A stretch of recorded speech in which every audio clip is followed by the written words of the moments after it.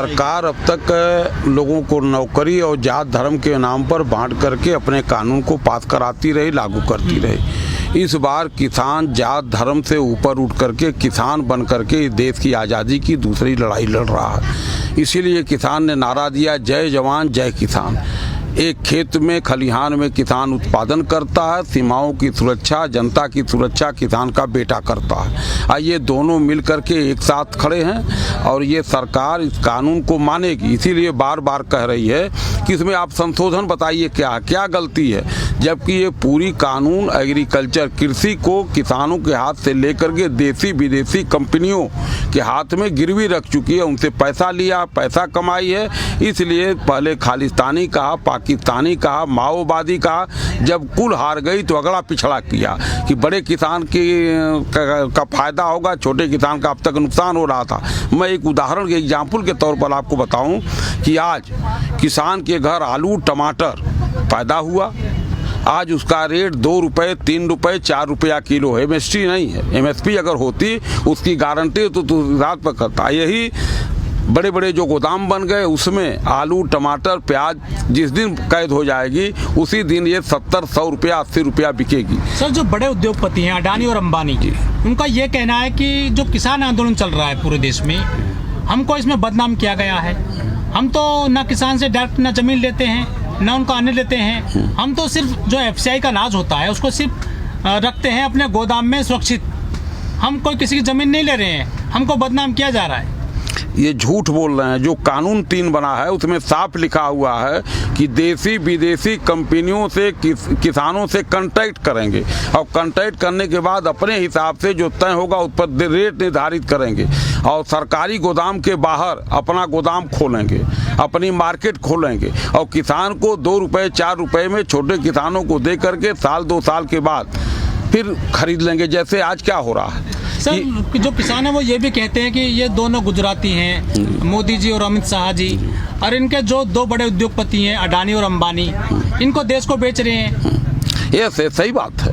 ये आज तक अगर आज़ादी का इतिहास लेंगे, कभी भी लेंगे, तो इस देश के अंदर कुर्बानी तो पूरा देश दिया। गुजरात के लोगों ने बहुमत में गांधी जी को गुजरात नेता बनाया, बिहार और उत्तर प्रदेश में, गुजरात ने नहीं बनाया। कि सरदार पटेल को नेता बनाया किसानों ने, कोई व्यापारी उनको नेता नहीं बनाया। बरसौली आंदोलन में पटेल जी जब किसानों के सवाल अंग्रेजों को लड़े तब उनकी उपाधि दी गई पटेल की। ये हमेशा व्यापार किए, बिजनेस किए और देश को लूटे। मोदी जी ने सबसे ऊंची प्रतिमा तो लगाई है पटेल जी की। किसकी? सरदार पटेल। कहाँ लगाई? जिस चीन को गरियाती है उसी चीन को ठिका दिया। क्या हमारे देश में लोग ताजमहल बनाए, लाल किला बनाए, अजंता की गुफा बनाए? क्या कोई मूर्ति बनाने वाला हमारे देश में कारीगर नहीं था? वो तो चीन से बनवाए हैं, सारा पैसा चीन को दिए, हमारे देश से कहाँ बना? स्वदेशी की बात तो करते हैं। और सरदार पटेल जी की मूर्ति पर लगवाए और गांधी जी को उनके लोगों ने ही गोली मरवाया। और कहाँ बना रहे? सरदार जी की मूर्ति बनवा दिए। सरदार पटेल जी के नाम पर स्टेडियम थी जहाँ क्रिकेट हो रहा था, अभी 10 दिन पहले उन्होंने अपने नाम कर दिया। तो सरदार पटेल जी का अपमान नहीं किया उन्होंने। लेकिन जो सरदार पटेल जी के जो चाहने वाले हैं पूरे देश में लोग, वो किसी ने भी विरोध तो क्या नहीं इस चीज़ का? किसका? वो जान ही नहीं पा रहे हैं। वो जो उनके मानने वाले हैं, किसान तो हमारे साथ खड़े हैं, उनके बिरादरी के पटेल हैं। पटेल जगह जगह मोदी का पुतला फूंक रहे हैं, गाली दे रहे हैं, लड़ रहे हैं किसान आंदोलन, और यहाँ तक कह रहे हैं कि जो हिटलर की चाल चलेगा वो हिटलर की मौत मरेगा। हिटलर किसी की बात तो मानता नहीं था। यही हालत इनकी है। तो वही उन्हीं के पटेल जी को मानने वाले ही तो इस आंदोलन में शामिल हैं। आप उनको हिटलर बोलते हैं, मोदी जी को लोग, बहुत सारे लोग बोलते हैं, आप ही नहीं बोलते केवल। लेकिन ये तो डिक्टेटरशिप नहीं है उनकी, वो तो चुनी हुई सरकार के प्रधानमंत्री हैं, वोट लिया उन्होंने देश में। जी, हिटलर भी पहली बार समाजवाद का ही नारा दे के आया था और जनता से चुन के ही आया था। और तब उसके बाद जब बहुमत उसका हुआ तो तानाशाह हुआ और उस रास्ते पर गया। ये भी उसी रास्ते पर जा रहे हैं। LIC बेच रहे हैं, खेती बेच रहे हैं, लड़कों को रोजगार नहीं दे रहे हैं। और उसी में जो सीमा पर हमारे हैं उसमें मोदी जोगी कहते हैं सरदार जाट पूरा उत्तर प्रदेश, 40% तो मिलिट्री में उत्तर प्रदेश के लोग हैं, बिहार के हैं। इन्हीं के लोग बेटे, इनके बाप, इनके भाई किसान आंदोलन चला रहे हैं, जिसकी ज़मीन लूटी जा रही है, जिनको तबाह किया जाएगा, एक तरह से नौकर बना दिया जाएगा। उन्हीं को कहते हैं कि खालिस्तानी पाकिस्तानी है। तो क्या माना जाए प्रधानमंत्री जी को? प्रधानमंत्री जी क्या माना जाए? आज अपनी 1-1 लाख की मीटिंग करते हैं, हमको परमिशन नहीं देते 2000 मीटिंग करने की, 4000, अपन 1 लाख मीटिंग करते। हमारे लिए कोरोना है, उनके लिए कोरोना नहीं है। सर, जो युवा पीढ़ी है हमारे देश में, मोदी जी ने नारा दिया था कि हम जो है 2 करोड़ लोगों को हर साल रोजगार देंगे, लेकिन ट्विटर पर ऐसी चीजें अब जो है ट्रेंड करती हैं, वो प्रकाश में आ जाती हैं कि मोदी जी रोजगार दो, नौकरी दो। जो युवा है आज का, पूरी दुनिया में सबसे ज्यादा युवा पीढ़ी हमारे देश में पाई जाती है। क्या युवा पीढ़ी जाग गई, अब नौकरी मांग रही है मोदी जी? यस, उन्होंने जो वादा किया था कि हम आते ही सरकार को पहला काम करेंगे कि 2 करोड़ नौजवानों को रोजगार देंगे। अब 3 साल बाद, 4 साल बाद उनके गृह मंत्री ने कहा कि जलेबी और पकौड़ा छानने में रोजगार नहीं मिलता है। यही कहा था, आपको अगर याद होगा तो। लगाना भी रोजगार बताया था। हाँ, तो अब ये किसान तो बिना पढ़े लिखे भी, उनका लड़का व्यापारी, छोटे व्यापारी जिनको तबाह कर रहे हैं, वो पकौड़ा तो ऐसे पैदा हुआ अपने बाप के साथ करता था। तो इसलिए नौजवान रोजगार मांग रहा है, रोजगार दे नहीं रहे हैं, रोजगार बेच रहे हैं। मोदी जी ने ये भी बात कहते कि नाले की गैस से चाय बनाइए, आराम से पैदा होती है नाले से गैस, लेकिन गैस तो बहुत महंगी हो गई है, CNG बहुत महंगी हो गई, पेट्रोल बहुत महंगा हो गया है हमारे देश में। ये जब तक भारत सरकार के हाथ में गैस थी, पेट्रोल भारत सरकार के हाथ में थी, तब तक सस्ता था। हम मुनाफा सरकार कम करती थी, जनहित का काम करती थी। अब ये इन्होंने सारी प्राइवेट कंपनियों को दे दिया, देसी विदेशी कंपनियों को, तो कंपनियां मुनाफा कमा रही हैं। आप गौर कर लीजिए कि किसान तबाह हुआ, मजदूर तबाह हुआ, सरकारी मजदूर तबाह हुआ, गांव का गरीब तबाह हुआ, शहर का गरीब तबाह हुआ, गांव छोड़ के लोग गए। लेकिन इनके दोनों चहेते अडानी और अंबानी, ये दोनों 2-2 लाख करोड़ रुपया कोरोना में कमा लिए। पूरा देश तबाह, लोग मर रहे थे।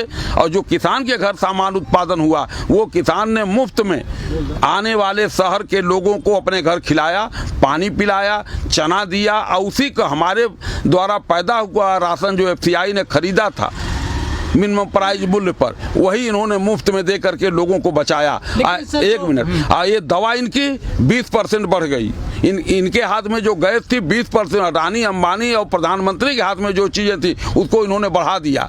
किसान द्वारा उत्पादित, किसान द्वारा पैदा किया हुआ सामान, मजदूर द्वारा पैदा किया हुआ सामान, वही लोगों को जिंदगी बताया, जो कहते हैं हमने बचाया। आपने क्या बचाया? आप कह रहे हैं कि जो निजी उद्योगपति हैं वो माला माल हो गए, लेकिन यहाँ से सैकड़ों उद्योगपति पैसा लेकर भी चले गए हैं। अगर वो माला माल थे तो यहीं क्यों ना रुके? वो उन्होंने क्यों घाटा पहुंचाया? NPA करा दिया बैंकों का, पैसा भी लूटा उन्होंने हमारे देश से, जो जनता का टैक्स है। ये सर, जनता का टैक्स, बैंक में जमा किया हुआ गरीब किसान मजदूर, संगठित मजदूर का पैसा इन्होंने सस्ते में दे करके NPA किया, इनको पैसा लेके भगा दिया।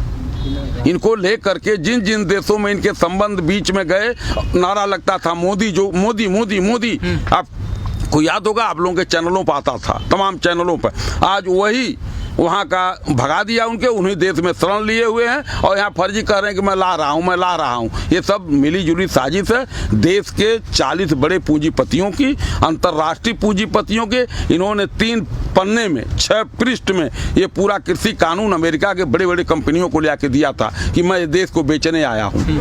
और अगर आप चाहें तो वहाँ के इंटरनेट पर, गूगल पर मांग लीजिए कि इन्होंने क्या दिया है। ये था कि यहाँ किसान नहीं जाना, यहाँ का MP नहीं जाना, यहाँ का बुद्धिजीवी नहीं जाना, यहाँ के संगठित असंगठित पढ़े लिखे लोग नहीं जाने कि देश में क्या होने जा रहा। लेकिन अमेरिका पहले जान गया, वहाँ का पूंजीपति। सर, जो युवा पीढ़ी है हमारे देश की, जो सबसे ज़्यादा युवा पीढ़ी हमारे देश में है पूरी दुनिया में, हम उनसे बात करते हैं कि यार पेट्रोल महंगा हो गया है, CNG महंगी हो गई है, LPG महंगी हो गई है, पेट्रोल महंगा हो गया है, डीजल महंगा हो गया है, आप विरोध करिए चीज़ों का।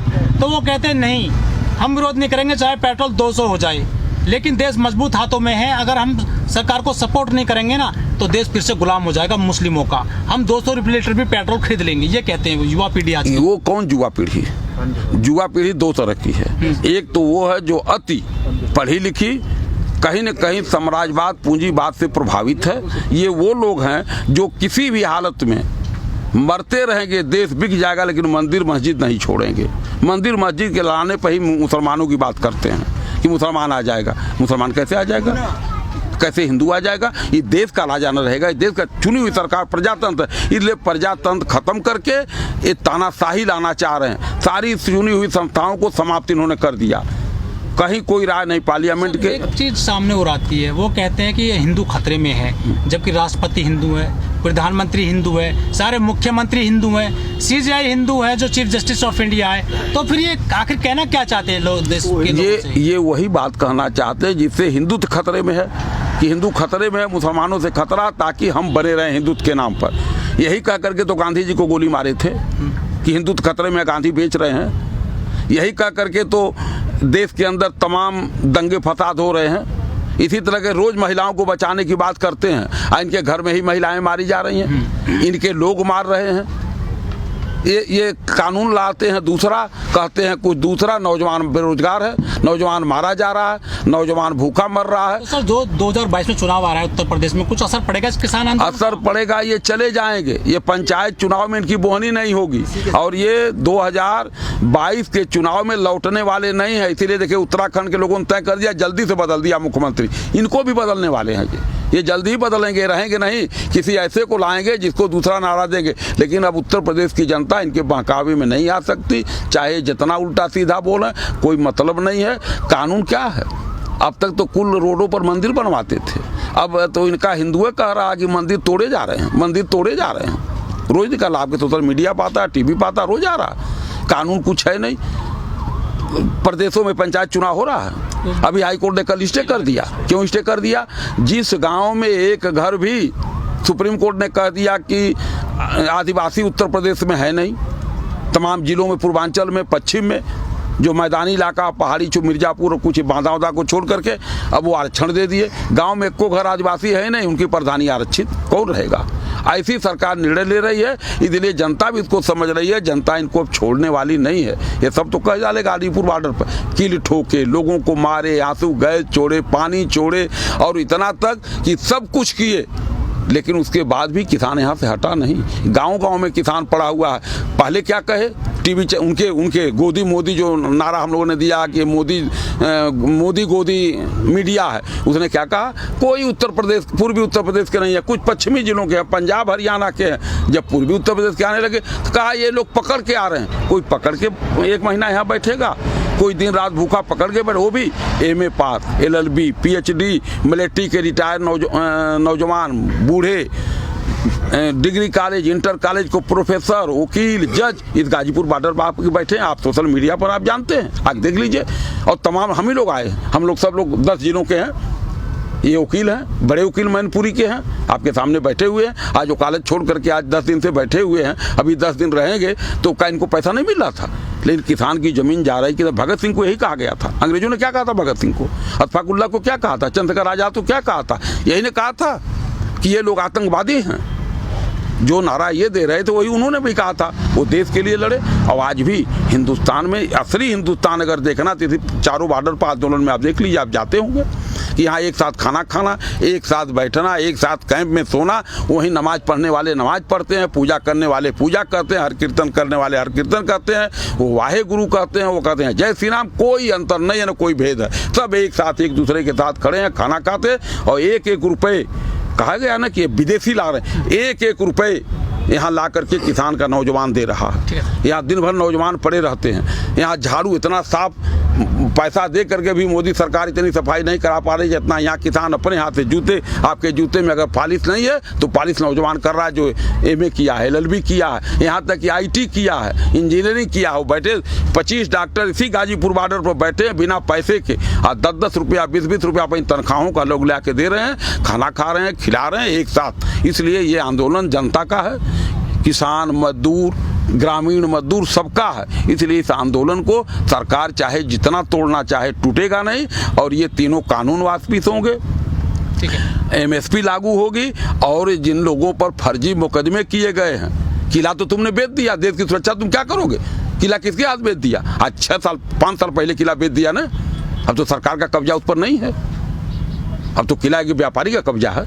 वही टैक्स लेता, वही इसकी सुरक्षा करता, वही करता। तो जब तुम किला की सुरक्षा नहीं कर पाए, तुम किला बेच दिए, तो फिर बचा क्या देश में?